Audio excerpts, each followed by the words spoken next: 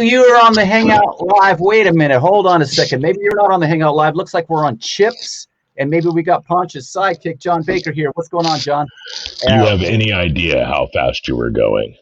I'm not sure. I think I was kind of cruising a little slow. Not really sure. How about 69? That's my favorite speed. Come on. Yes. What's going on, brother? It's actually me, Drake.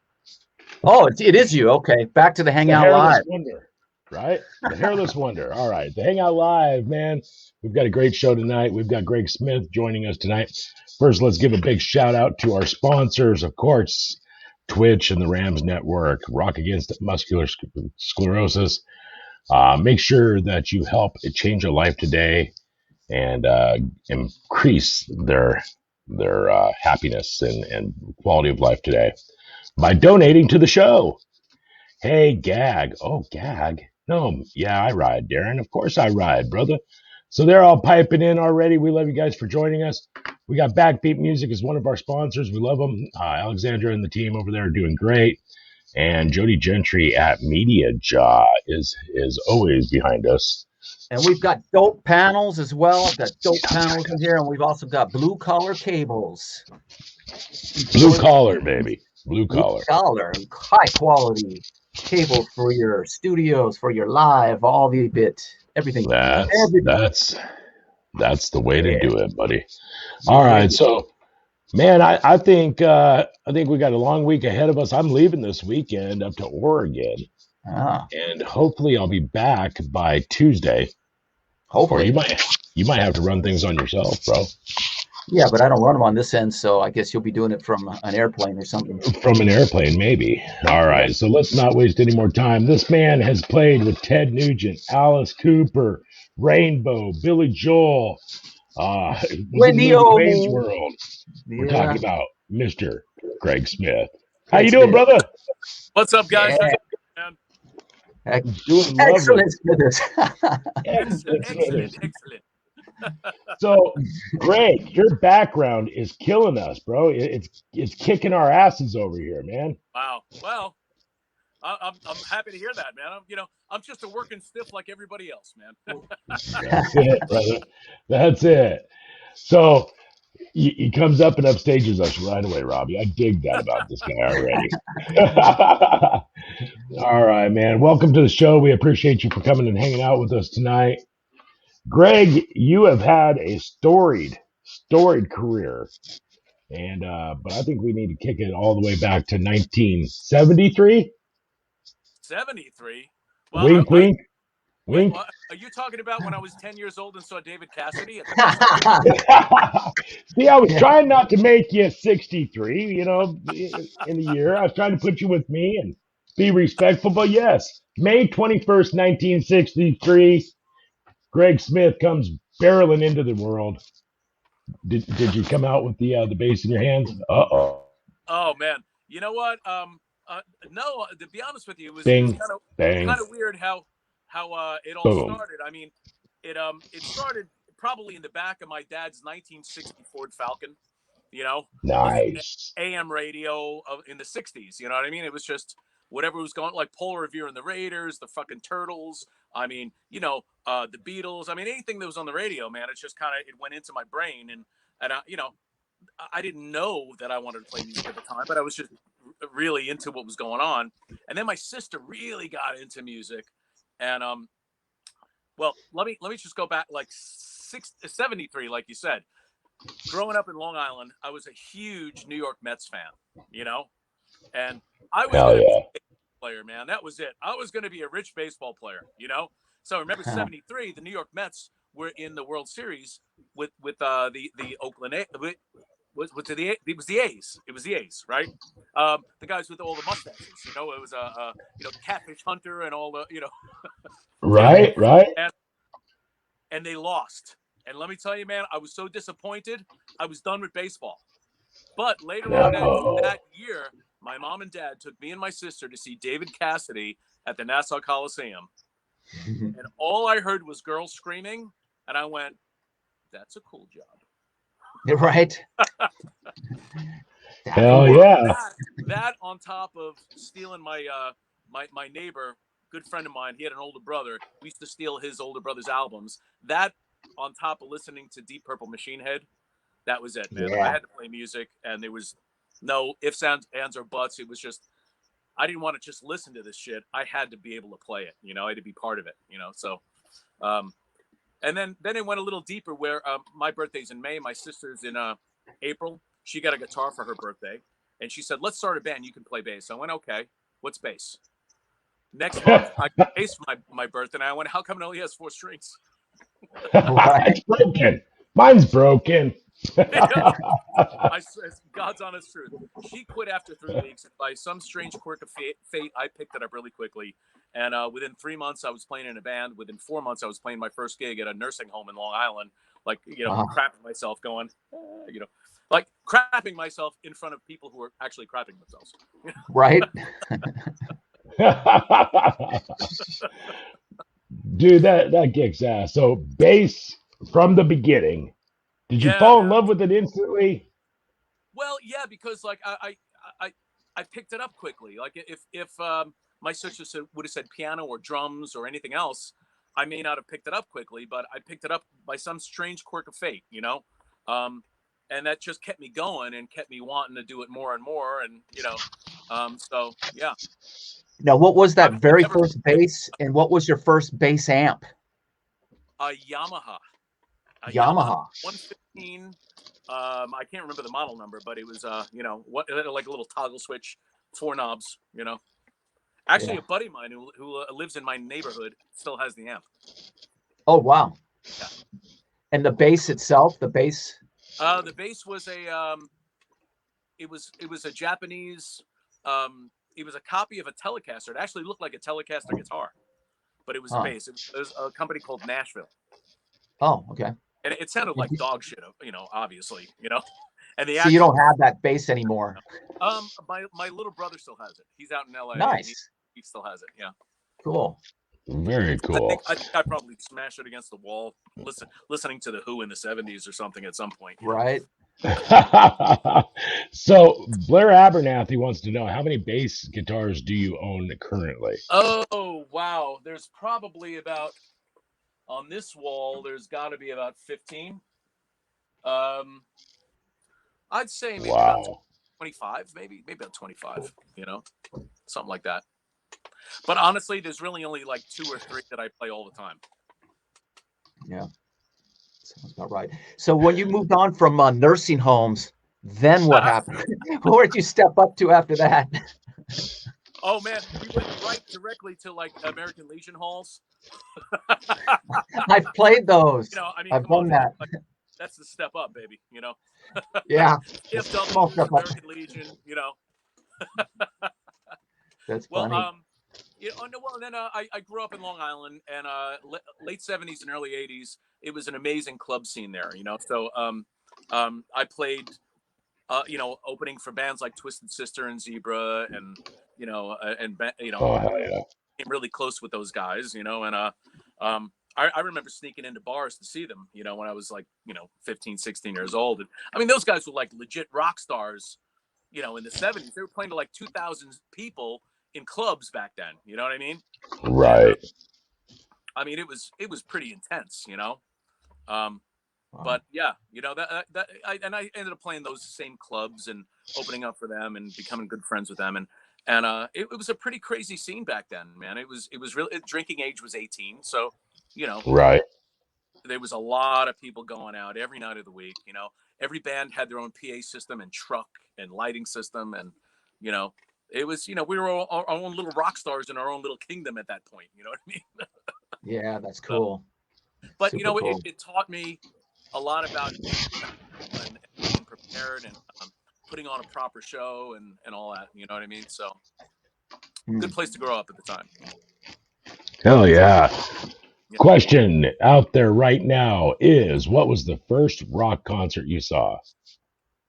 Well, aside from David Cassidy, yes, rock concert. Right? I would have to. It was Peter Frampton at Madison Square Garden. Yep, and I think that was like 76, I think. you know. Wow. And then the real big one was obviously '78, Black Sabbath with Van Halen open out, you know. Oh wow. I saw No them way. not Wow. only at the Garden, but I saw them at Nassau Coliseum as well, which was Mm. pretty badass. I remember when I got my ticket that I paid $7.50 for.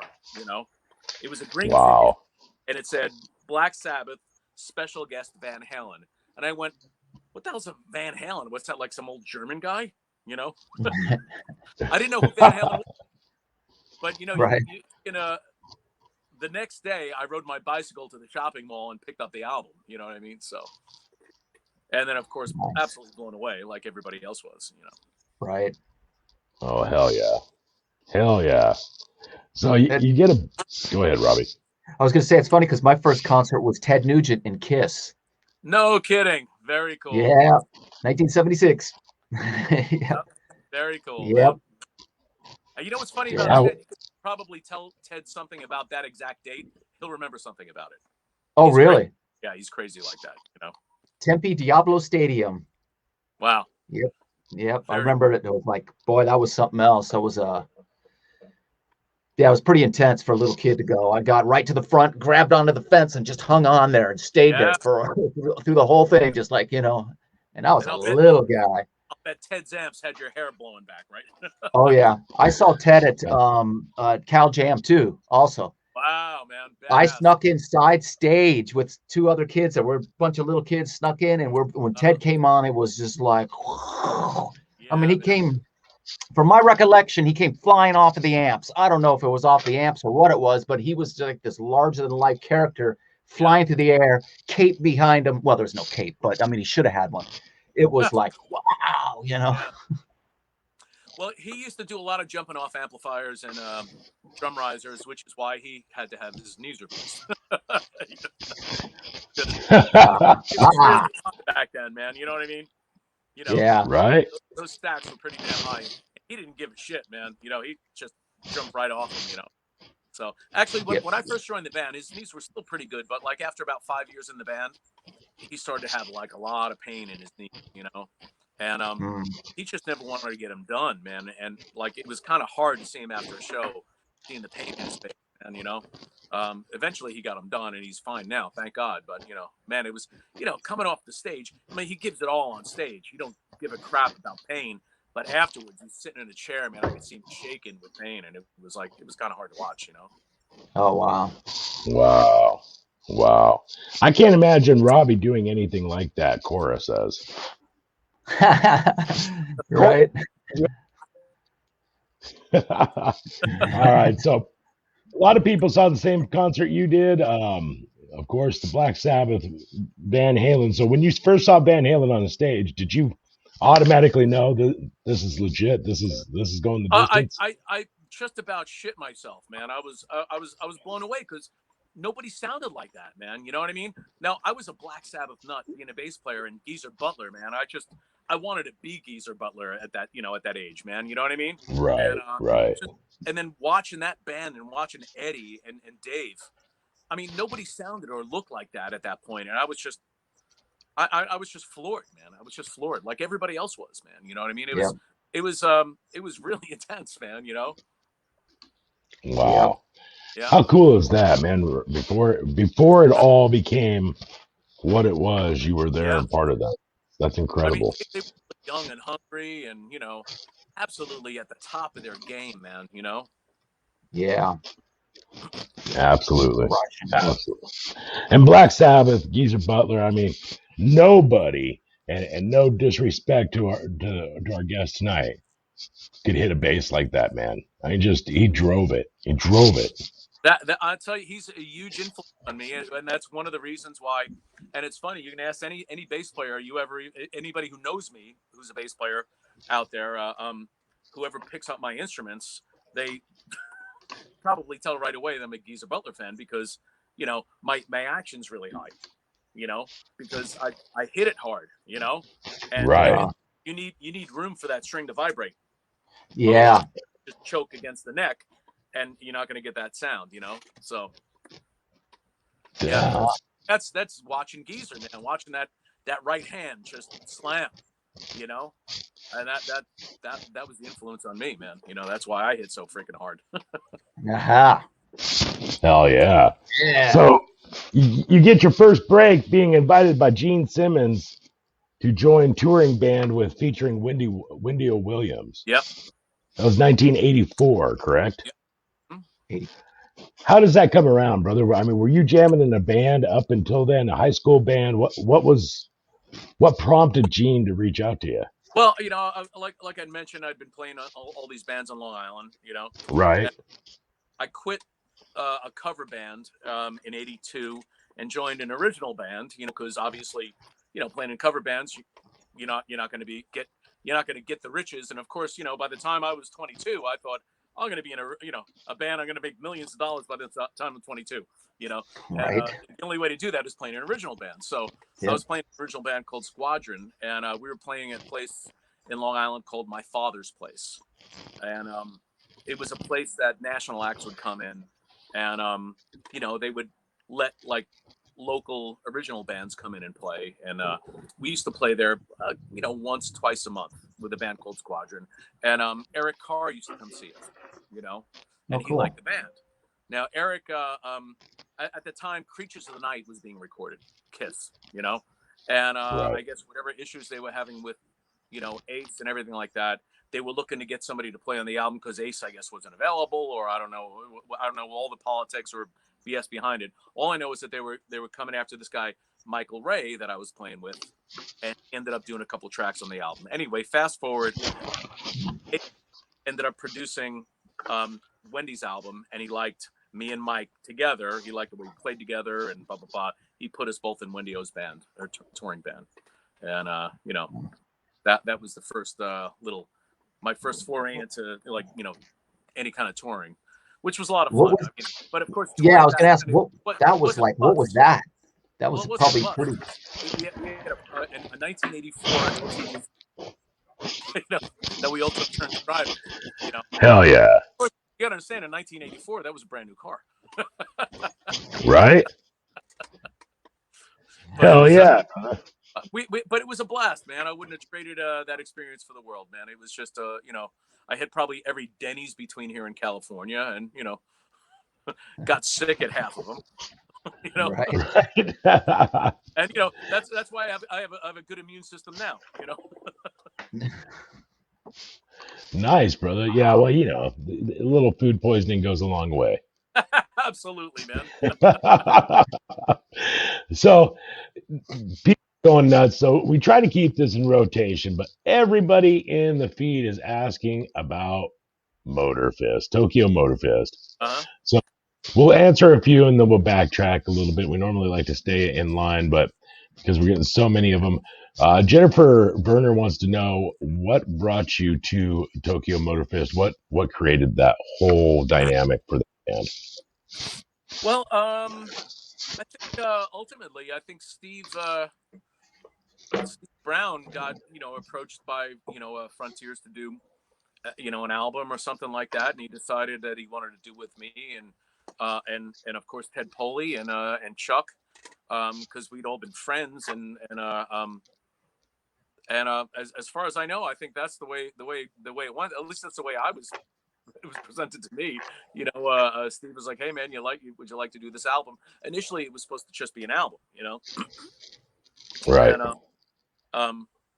And it was like, you know, if it runs into anything else, that'd be great. You know, maybe we get a gig or two out of it. But it ended up that we did some stuff over in the UK, and then Monsters of Rock, and then some other stuff, and then of course we had some really good offers, and then the world exploded with COVID.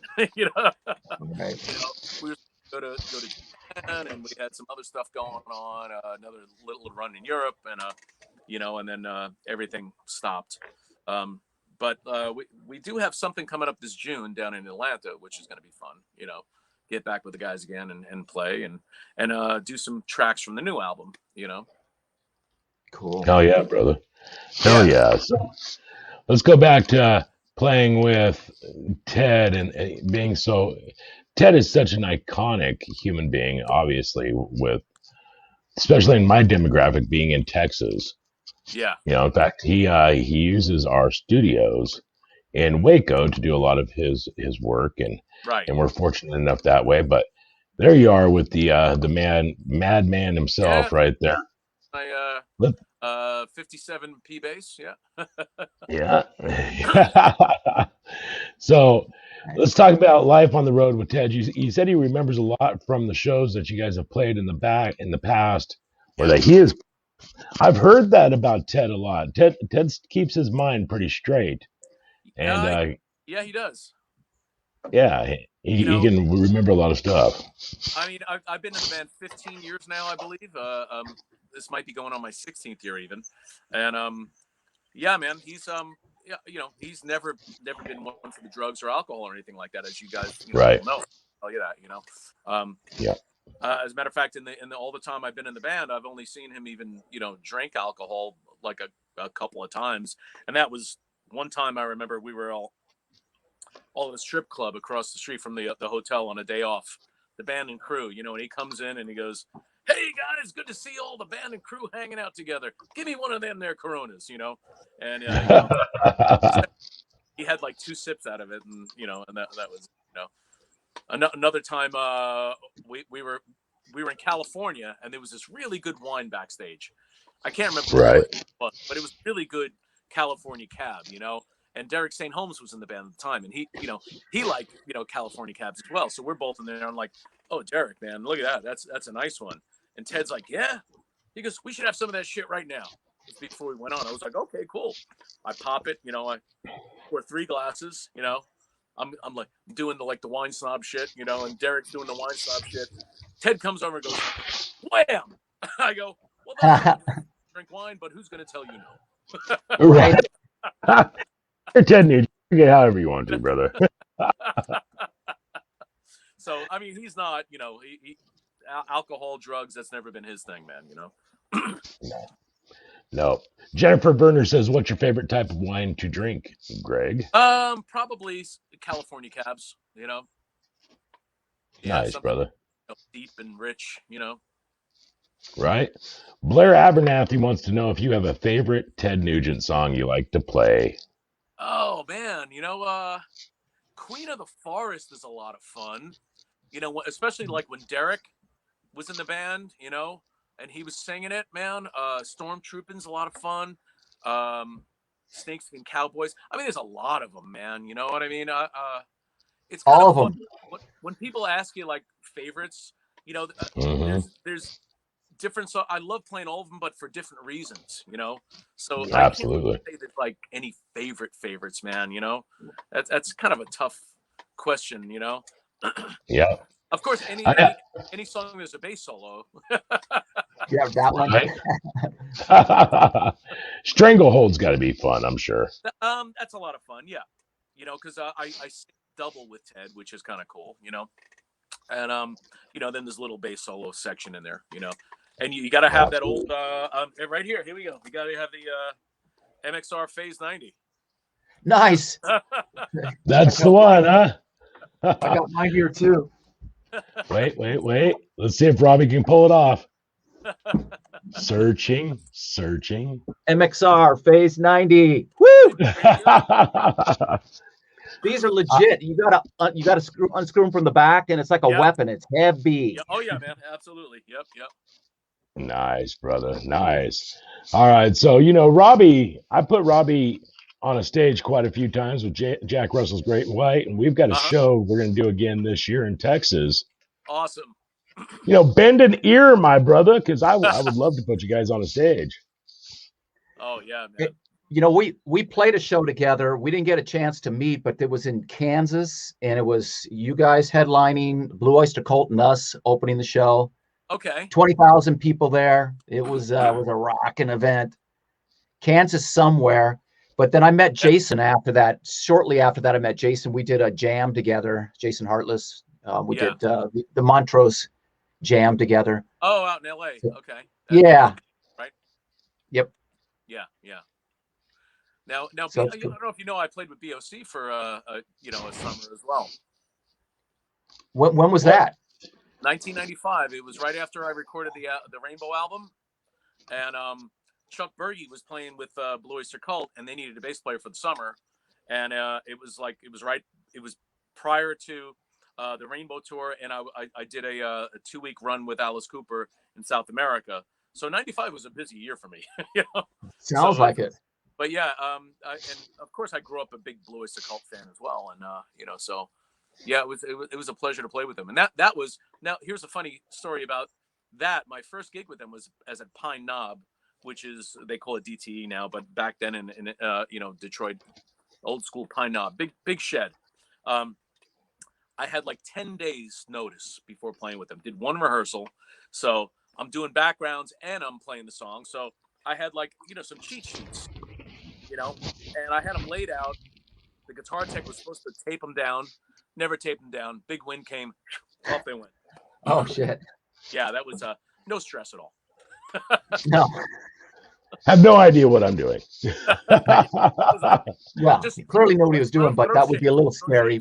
When in doubt, do the Gene Simmons. Right. I can't imagine how difficult it is to learn a catalog that quickly. It was kind of stressful, but you know what? I'm always open for a challenge. You know what I mean? So, if my shit didn't get blown away, I got through it no problem anyway, and there was no mistakes. But still, it was, my tech. He went and got my charts, and he put them back in. But of course, they were all and I was like, okay, there's half of that song, and the other half's that way, and then the lyrics for this one. Oh, right. So. I somehow got through it though, Did you play the LA scene coming up at all? Did you get out there on Sunset and all that fun stuff? When I was with Wendy and we played out there, I of course the first thing us New Yorkers wanted to do is go, let's go check out the fucking LA scene, New York.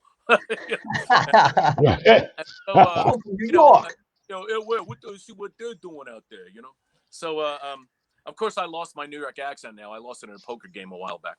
But we went out and checked it out, and it was amazing, man. It was nothing but beautiful girls and nothing but rock and roll and rock clubs and the Rainbow, and it was amazing, And then of course, obviously, when I got into Alice's band, I was out there for, I don't even know how long it was. By the time I got in the band, and then we did rehearsals, production rehearsals, a month or more, and I had an apartment on right on Hollywood Boulevard, and man, the Strip was right there. I would just go out to the Strip all the time, So yeah, I got to experience a good amount of that, and it was a whole lot of fun, Hell yeah. So they're saying out of all the clubs, before you made it to the big stages, the clubs in the smaller towns, did you have any favorites on the East Coast? Well, yeah, of course, man. Obviously, Lemoore, in Brooklyn, and the one in Queens as well. Matter of fact, I met my wife at Lemoore, Queens, in 1983. Nice, and, nice. Yeah, we're our 29th anniversary. Congratulations, brother. Thank you. Hammerjacks, of course. Hammerjacks. Yeah, it's a Hammerjack shirt. Oh, awesome, man. Awesome. Yeah. Look at that, brother. Yeah. We used to, even being from Long Island, we would go like, let's go to Hammerjacks, man. Hammerjacks is badass. And we'd take a ride down there 4 hours or whatever the hell it was, hang out and then drive all the way home again, It's just, Yeah. Right. Cool. Hell yeah. So you mentioned playing with Alice. Yeah. Obviously, I call him Alice. I don't know what not. No, I'm just playing. There he is with you right there. Oh yeah. There's that same 57P bass too. Right? It is, isn't it? Yeah. Hell yeah, brother. So the funny story, when I was 12 years old, I met Alice Cooper at a hotel. And not what I was expecting. I was going to go see his show that night. And my buddy's mom worked at this hotel where he was staying. And I walk into the dining room and he's sitting there like very proper with his legs crossed with a newspaper eating eggs Benedict. And I'm like, are you sure you're Alice Cooper? Yeah. How was life with Alice out on the road? Alice is amazing, man. As a matter of fact, I'll tell you a story and then I'll show you what I got here. Alice, he was nothing but a blast to be around. You know, he would love to play cards on the bus. We'd play poker all the time. You know, and all the time I'd been with him. I'm not a great poker player, but I'm not a terrible poker player. You know, so and Alice is fantastic. You know, he knows what he's doing. You know, and he would kind of like always be the winner, pretty much. You know, no matter what. Anyway, I've seen guys lose guitars to him. You know, really? Yeah. But me, I'd stay like $50 up, $50 down, $50 up, $50 down. That's kind of winning.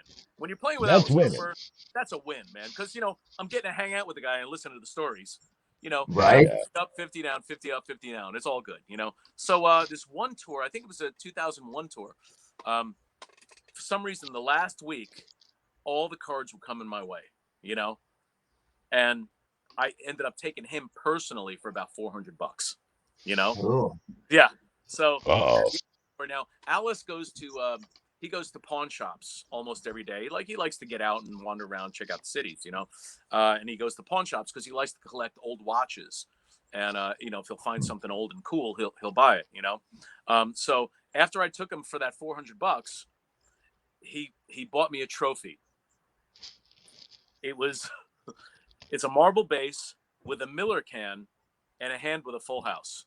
It's right here. Seriously, you've got it.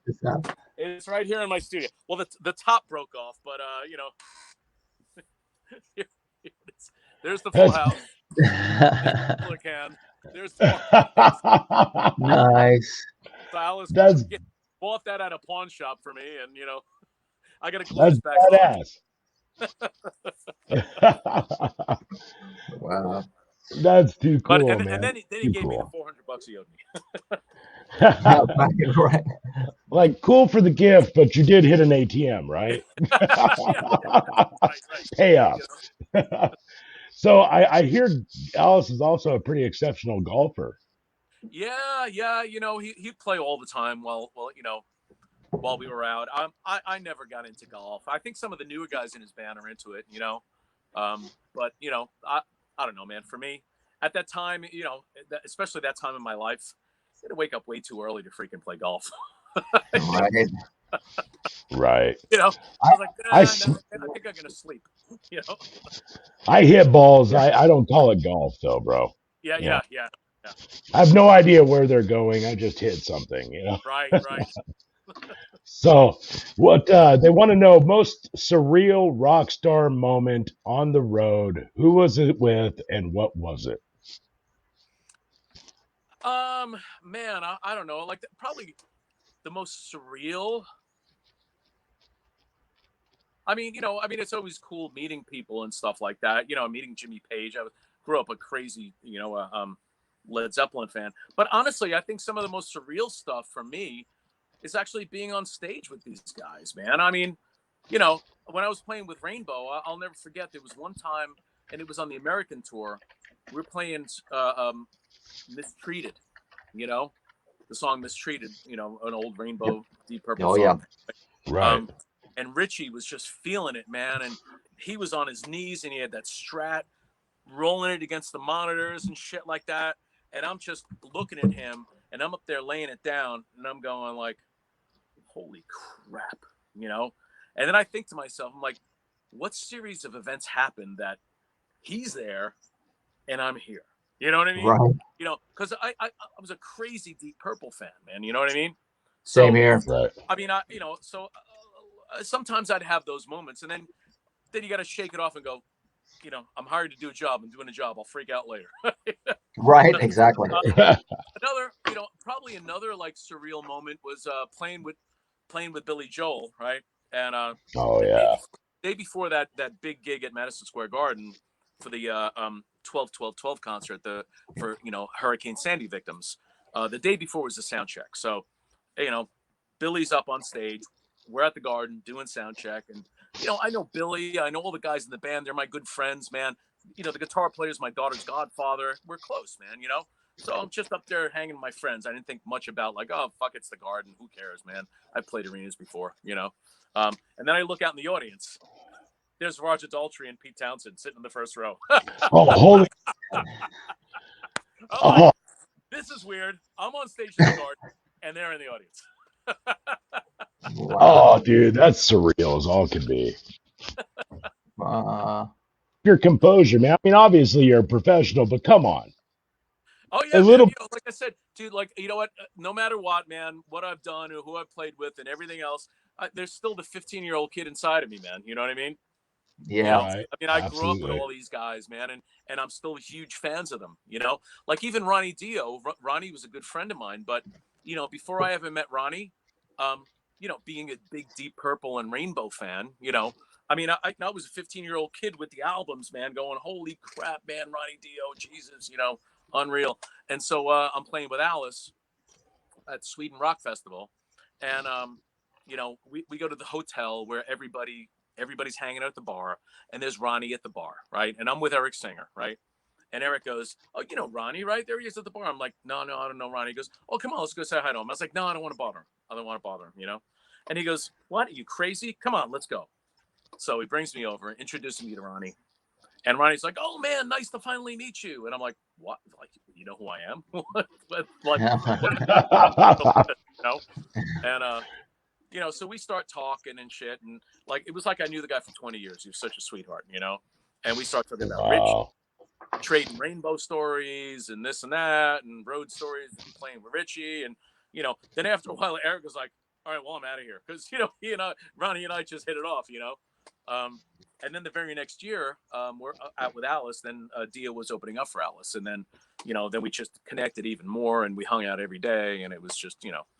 But yeah, man, you know, it was surreal, you know, getting to know him too, man. You know, a huge fan, and you know, I'm happy I got to know the guy. You know. Oh, hell yeah. That's Hell cool. yeah. I do want to ask more about Ritchie Blackmore, because Ritchie Blackmore is like, you know, the guy for me growing up. Yeah. Ritchie Blackmore, I mean, you know, Hell yeah. Machine Head, I would sit there and listen to the record over and over. And, Yeah. you know, Blackmore, how did that come about? How did you meet and get in to play with Ritchie Blackmore? Well, you know, it's kind of interesting. By the time I got to play with Richie, I'd already pretty much played with a lot of guys in his band. You know, Dave Rosenthal, Chuck Berge, Jolyn Turner. You know, so I heard all the Richie stories, man. I knew exactly how to deal with him. You know, and by the time he was putting together Rainbow, the drummer, John O'Reilly, they had been using somebody from Long Island that didn't quite work out, and John O'Reilly, who I'd been playing with in Jolyn Turner's band, recommended me. You know, and you know, he said to Rich, "Oh man, he's played with Alice Cooper and Blue Oyster Cult and all these other bands. He's a total professional," and you know, and that's all true. You know, obviously, you know, and Richie was like, "Raw, yeah, I think we'll give him a try." You know, so so I was playing at a club in Long Island, and Doogie and John O'Reilly came early, and Doogie came up on stage with the band that I was playing with, and we started singing together. And Cool. I remember seeing, like, you know, there's a window. This purple Mercedes pulls up outside. It's Richie and Candy at the time, and you know, and he's listening, and you know, I could see he's just checking it out, and he sees me and Doogie harmonizing together and singing together, and then he parks. Instead of leaving, he parked and he came in. And it was like, all right, I got a chance, you know. And then Badass. so you know, we finish our set. You know, he's playing foosball, you know, and Doogie brings me over to meet him and say hello and everything like that. And at that time, I was brewing my own beer with a buddy of mine on Long Island, and Okay. I'd like to try some of my beer. He goes, "You brew your own beer?" I was like, "Yeah, would you like some? It's right here." And so I poured him some of my own home, and he liked that. He likes things that are out of the ordinary or weird, you know what I mean? So that to him was a little out of the ordinary, and you know, he liked it. He invited me to go up and jam with the band at a rented mansion that they had in the Hudson Valley, and you know, I went up there, jammed with them. We just did mostly blues. As a matter of fact, I have that recording of that on my computer, which is, you know, obviously, you know, it's pretty badass. Doogie sent it to me. Doogie had, you know, had a copy of it and sent it to me. but we just did mostly blues and really not much rainbow stuff. And at the end of the whole jam, he was like, right, if you want the job, you've got it. And then he left. And then Right. I'm like, what the hell just happened? You know, I mean, do I have the gig? Am I in the band? What's going on? I don't know. You know, it was, I still didn't know for about 3 weeks whether I was in the band or not, you know? Wow. Seriously. Yeah. Wow, brother. Wow. So Joseph P. Lane has a comment he wants you to hear. He says, I got into a fight when you played with Nugent at the fair in Tucson, Arizona. You flicked your guitar pick out and it landed in my nephew's beer, and some jackass stole it from him. Please read.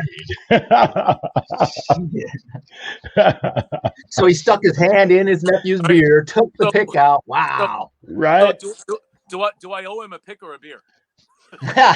Both. He'd be happy with.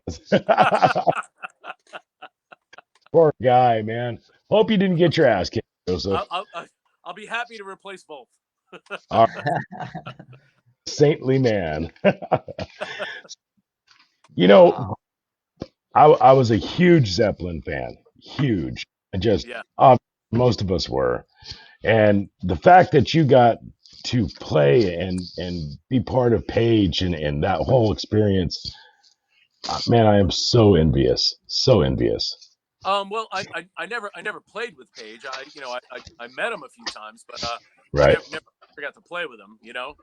But you got to watch him play, right? Well, yeah. Yeah. I got to watch him play. I got to watch him play with Jaco Pastorius, believe it or not. Wow. Seriously. Back in 1985, Jaco Pastorius had a steady Wednesday at a place called the Lone Star Cafe in New York City. And I was playing with Wendy O. A buddy of mine came in from Long Island, met me, and we went to go see Jaco, just specifically to see Jaco. And so I remember, like, you know, looking up there going, wow, that drummer looks familiar, man. You know, bald dude, you know, like, fuck, who is that guy? It looks familiar, you know? And then I hear somebody, you know, talking from upstairs, the balcony area. I look up, there's a dude with a funny haircut. I'm like, wow, he looks familiar too. I look up again, and it's Jimmy. So it was Tony Franklin, because remember back then, Tony Franklin had a funny haircut. So it was the Firm. The Firm were playing at Madison Square Garden the next day. Oh, wow. They were in early to see Jaco, and that was Chris Slade playing drums on stage. Oh. So now, seriously. Yeah. So now I'm like, oh fuck, this is cool, you know. And dude, there was nobody there, man. The place was empty except for like us and them, you know. So I say to my buddy, we're going upstairs. We get a table upstairs. So we go upstairs. We get a table next to Pagey, you know. And Pagey gets up and goes to the bathroom. I go, okay, I'm timing this shit. 5, 4, 3, 2. I get up. I time it perfect. Just as I'm getting in, I'm like, oh, hi, Jimmy. What a coincidence, you know. At that point, like, you know, Wendy Williams, she just was nominated for a Grammy, and she was more popular in the UK than she was in the United States. So, you know, I'm talking, hey Jimmy, nice to meet you. I'm Greg Smith. I play with Wendy Williams. He was like, oh right, you know, very nice. I said, look, man, I'm sure you've heard this a million times in your life, but I'm a big fan. You've been a big influence, and your music has meant a whole lot to me. And he goes, oh, that's nice to hear. He goes, but no matter what you thought about me in the past, wait till you see me jam with Jaco. I don't know jazz from Arabic. Really? Yep. And then certainly, you know, he went up and jammed with Jaco, but they were doing mostly blues stuff. And I mean, it was spectacular, man. You know, it was a happened to be there, the right place at the right time, you know. Incredible. I couldn't imagine sitting there. And I mean, then I met him, you know, when I was with Alice. I met him when Jason had a band called Motherland. Remember that? Right. And they were playing at the Hammersmith Odeon, and you know, I was there with I think I was hanging out with Lemmy and Chuck Berge, and you know, that was, I barely remember that. At least. Right. That's incredible, my brother. So, Billy Joel, how did that come about to be part of the musical Moving Out? I see the poster right there behind you. Oh yeah. That was, and that's from Broadway. Yeah. You know. Yeah, so it did Broadway in Chicago for 5 years. Is that correct? 4.5. Yeah. Yep. Nice, brother. How did that come to play? Well, I actually left Alice's band to do that. You know, and back in 2002. Well, you know, like I mentioned, my close friend is Billy Joel's guitarist and musical director, and you know, he called me. He goes, "Hey, you know, Billy's putting together this thing with this you know, choreographer." He goes, "I don't know what's going to happen. Maybe we'll get 6 months of work out of it. It'll be really cool, though." You know, I went, "Hell yeah, man, I'm in." You know, so and that was that. But you know, the 6 months that we thought would happen ended up being 4.5 years. Wow. So yeah, Wow. it was pretty cool. It was a lot of fun. And you know what was great about it is like the freedom to do whatever I wanted. I mean, and you know, Joel Hoekstra had a similar thing when he did Rock of Ages. You know, Rock of Ages. Yeah. Yeah. he'd go off and do the gigs, you know, with you know, whatever band he wanted at that point, you know, and then still Right. keep his on Broadway. You know what I mean? And it was the Right. same. Like I was touring with Dokken, you know, when I was doing, you know, the Billy Joel thing on Broadway. You know, so Wow. that was nice, you know, because you'd always have something to come home to, you know. Well, And how you was know, how did that work? Because I was my own boss too, you know. So basically, like on a summer day, you know, I live in Pennsylvania, man. I got a nice property here. I'm in my barn right now, you know, it's my studio, you know, and I got a cool. creek going out front and mountain views and shit. And it's just, you know, on a nice summer day, I go, I ain't going to the city. Screw that, man, you know. And I'd call one of my guys up. I had about like 6 different guys that I could call who lived in the city, Oh, you know. And of course, I wouldn't get paid for that day, but still, it was like, you know, it's an easy trade-off, man. You got a beautiful day hanging out, you know, build a fire, have a barbecue, you know, open a bottle of wine, hang out with your wife and kid, you know. So yeah. yeah, it was a Hell nice, yeah. Cool. nice time. When did you play with Don? When was that? That was in 2003, and then again in 2009. Okay. Yeah. Okay. So Yeah, because John's been Badass, with him brother. quite a while now. John's been with him now, what, about coming up on 20 years probably. John, yeah. Well, John is the one who got me involved with Dokken to begin with, because you know he and I had a band together in the '80s in Long Island, you know, Well, and it was really funny. It was our original band, and we only did 2 covers. The 2 covers we did were 2 Dokken songs, and then huh, it was really funny when we were both playing in Dokken for the first time, and we're on stage in front of, you know, big crowd. We're looking at each other and like, how weird is this? yeah. You know, the covers and everything Dokken, and here we are playing in Dokken. You know? What was the name of the band you guys had together? It was called Devious. Devious. Devious. Devious. That's badass. Yeah. What's the poster right next to the moving out poster? Jennifer Verner wants to know. One on the right, right there. That, Yes, sir. oh, that's from in Russia. Like in Russia, it was kind of like the NAM show, but in Russia. You know the Hmm. NAM show, right? Oh yeah, absolutely.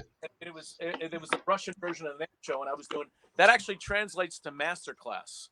So I was doing a master class, and Oh, cool. yeah, Bobby Rondinelli was on it too, and Bobby was like, you know, he's like, you know, Bobby's got that, you know, nice Long Island accent. He's like, we should see if we should get those freaking posters. Those are cool posters, you know. So we ended up getting the posters, and there it is hanging in my, you know. Hell Those are yeah. cool. We should see if we get those posters.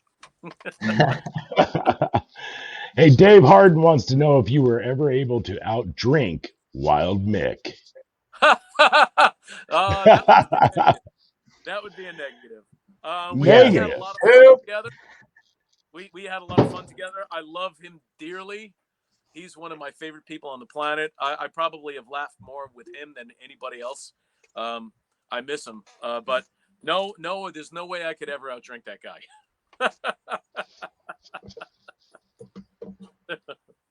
Yeah. But Put him down. the first time I met Mick, I remember it was like that 2003 tour with Dokken, and I remember getting to the rehearsal studio early, and I, you know, was trying to get a sound out of this old beaten up Ampeg SVT that I was going to end up using for the whole tour. And I'm like, oh crap, man, man, I'm almost there. I'm like kind of turning knobs. I hear Mick talking to John, and I'm like, I really want to say hi to this guy and meet him, but I'm almost there. I'm almost ding. And then just as like, he finishes talking to John, I see a hand come over my head and a cold beer slams on top of the amp. And I go, oh, we're going to get along really well. We're like this. Yeah. And then, you know what? On that very tour, we were on a bus between California and Arizona, and it was my 40th birthday, Nice. And once Mick, I just met him, Mick found out it was my 40th birthday. He looked at me, and he went up to the front, and he made the bus driver pull over to a Walmart, and he bought me a cake. Oh, what? Really? A cake. A cake for my birthday. I thought you said a keg. I'm going, he bought you a keg? That would be oh. Yeah, but no, he bought me a cake for my birthday, and oh, cool. Cool. Just the kind of guy he is, man. He's such a big heart. He's a great dude, man. That's badass. Sarah McNamara says that Mick's blood level was 75% Jim Beam and Coke. Oh yeah, he never lets his blood interfere with his alcohol. Right? Yeah, you know which one's important. Come on.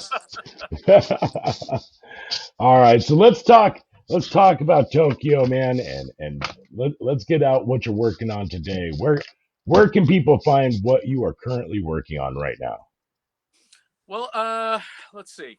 Well, obviously the Tokyo Motor Fest is probably the most current. There's something else that I'm working on that I don't think I'm allowed to really say yet. It's it's for Frontiers. That's about probably all I can say. And it's got some amazing players on it, and just sort of like really finalizing everything with that. But hopefully, we get the all clear to say something soon. But that's going to be pretty badass. I think people will really dig that. Some people, but of course, with COVID, man, it's kind of tough. The Ted Nugent tour got shut down again this year. Right. Oh, this whole year's gone for you guys? For Nugent, yeah. Wow. Why? Yeah, it totally stinks. There's the Tokyo Motor Fest gig, obviously, that I'm in June. There's other stuff that I do just to keep busy too. I mean, some the Rock Renaissance with, you know what I mean? There's a Journey tribute band that I play with. I'm actually going to be in Palm Springs at a casino with a band called Voyage, Journey tribute band with a guy named Hugo. Yeah. I mean, it's crazy. The guy looks and sounds just like Steve Perry. Out of Phoenix, right? Out of Phoenix? Out of Long Island. Out of Long Island. Oh, yeah. Okay. Yeah. I've known him. There's one out of Phoenix. The guy looks a lot like Steve Perry. I mean, a lot like him. This guy is. It's kind of bizarre. I'll pull up a picture really quick because it's when I first met the guy like nearly 40 years ago, it was like, dude, you look like Steve Perry. It's like everybody says that, So 40 years later, he decided to do something about it, and you did the Rock Renaissance Orchestra as well. Oh yeah. Renaissance Rock Orchestra, of course. Yeah, Renaissance Rock Orchestra. Yeah. I mean, that's been absolutely badass. I known Greg Fox for quite some time, and a good friend of mine, Mikey Bones, was the bass player, and Mikey. He passed, Yeah, I know. And we know each other from Long Island, and it's I was very happy that Greg asked me to be part of it because I actually his widow Tracy gave me his bass, one of his basses, music band bass, and I used that bass pretty much exclusively on the whole album. Oh, cool. And cool. The music is amazing, man. It's just so much. It was so much fun to play and to record, and Mark Bowles and Greg and man, everybody on the album just really absolutely killed it. Hell yeah. Very, very happy to be part of that. And Brett Kaiser too, then, right? Because Brett played with Mikey for years. Yeah. Oh, of course. Brett was in the thread earlier. I saw. All from Long Island. Yeah. That's how we know each other from the old days playing in those clubs. Cool. Yeah, it's funny. Brett, you guys know Brett, right? Oh yeah. Yeah.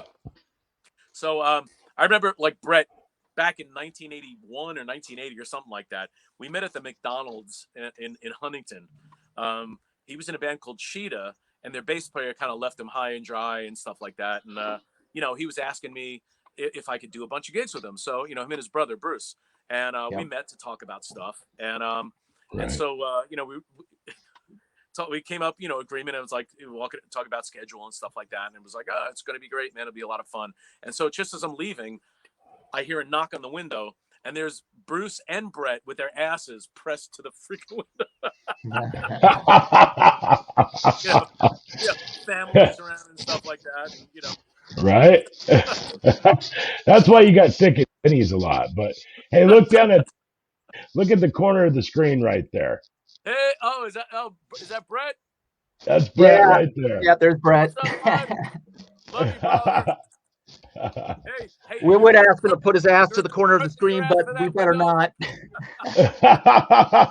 Put it up there, Brett. Come on, buddy.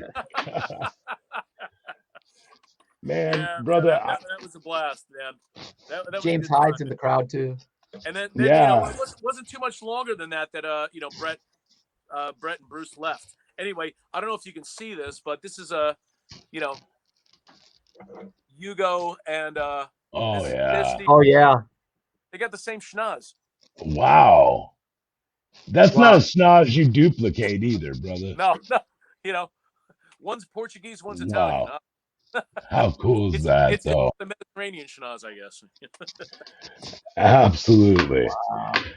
Well, my brother, I can't thank you enough. I can't thank Greg Fox enough for putting this together for us tonight and helping make these waves. I definitely want to stay in touch with you, my friend. Like I said, we're putting some shows together here in Texas. Texas is actually taking the handcuffs off everybody. There's nothing, no social distancing, no mask. Yeah, and you know, I that's amazing. Yeah. You know, yeah, things are getting crazy, you know, around the world. And Texas and Florida, you know, I've been doing a lot of stuff down in Florida too. They've you know, they're opened up, and you know, I can't wait to get back down to Texas again, man. I love Texas. Well, let's do it, man. We'll Matter of fact, if things get too crazy, I might be shipping my long guns to Texas for Ted to hold on to them. Right? You might not get them back from Ted, though, brother. All right, my brother. Extra ones. Right? Yeah, like he has enough. Yep. So I appreciate you, my friend. Let's stay in touch for sure. Maybe we can put something together Anytime, with you guys. Yeah, it'll probably be another year because Ted's not doing this year, unfortunately. But hey, there's always next year, you know. Yep. And, well, there's Tokyo Motor Fest too. Tokyo Motor Fest, and who knows? Hopefully, you know, even in Renaissance Rock Orchestra, you know, I'd love to play that stuff live, man. I mean, it was such a blast recording. I mean, I really had such fun recording that stuff, man. You know, and and it would be amazing to recreate that live. And my God, Mark Bowles, what a freaking voice that guy's got, huh? Yeah. I know, right? Right? If that doesn't scream rock and roll, I don't know what does. Oh my brother. God! I tell you what, you know, and I sing myself, but if I had his voice, I'd burn mine. Right. Well, let's talk. I'm going to talk to Greg Fox, see if we can't make that happen, man. We'll come down here and have some fun in West Texas. That sounds great to me, man. All right, my brother. All Greg right, Smith. Thank you, guy. I appreciate you, my brother. All right. All right. Cool. Oh, sorry, Greg. Wow. Yeah, killer, man. We could talk to him for another hour. Dude, he is like the coolest freaking dude ever, man. I was enjoying that thoroughly. Yeah. So, easily man. Talk another hour. Oh, easily. We got to have him back on. What we need to do is, Drake, stop moving. We can hear the scratching you're doing. I'm not scratching. Yeah, you can't. Yeah, your earbuds are loud. All right. Sorry. There you go. Frozen. Close it up, Robby. Close it up. Oh, you want me to do it? So anyhow, let's thank our sponsors. So I'm going to go with Dope Panels and Blue Collar Cables and Backbeat Music and Jody. And next week we've got, who do we got next week? Next week we got Hayden. And Hayden is a badass guitarist playing with the likes of George Strait, and Rick Trevino. So he's going to be great. And And then he's also playing the following week, we got the Highlander, Adrian with Paul. the Highlander himself. So thank you, James Hyde, for coming in tonight. Yep. Greg Thank you. Fox, all of our friends and family out there. We love each and every one of you, and it's that time. We got to go. It's been a hangout, and we love you till next week.